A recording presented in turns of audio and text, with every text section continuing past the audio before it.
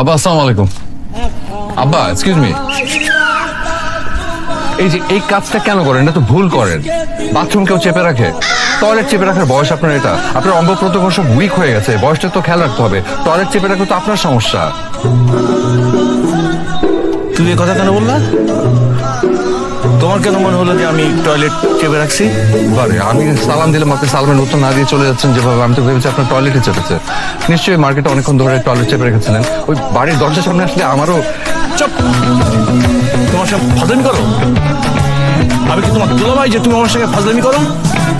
আমি তোমার শ্বশুর। কেন আমি আপনার ফ্রেন্ড হতে পারি না? না, তুমি আমার ফ্রেন্ড হওয়ার যোগ্য না। তোমার মতো বড়দের সঙ্গে আমি ফ্রেন্ডশিপ করি না। আচ্ছা ঠিক আছে, আমি বলদ হই বা যাই হই, এটা তো মানেন যে আমি আপনার একটা আদরের মেয়ের স্বামী, নাকি এটাও মানেন না? তোমাকে কতবার বলবো যে নিতু আর একটু এই বিয়েতে রাজি ছিল না, আর আমি তো তোমাকে সহ্যই করতে পারি না। নিতুর মায়ের বোকামির জন্য তোমার মতো একটা বড়দের সঙ্গে আমার মেয়ের বিয়ে দিয়ে জীবনটা নষ্ট হলো। তার মৃত বোনের উপর ভালোবাসাটা দেখাতে গিয়ে এই বিয়েটা দিয়েছে।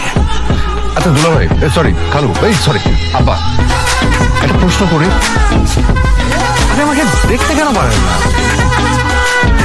এক কথার উত্তর আমি তোমাকে বারবার দিতে পারতাম,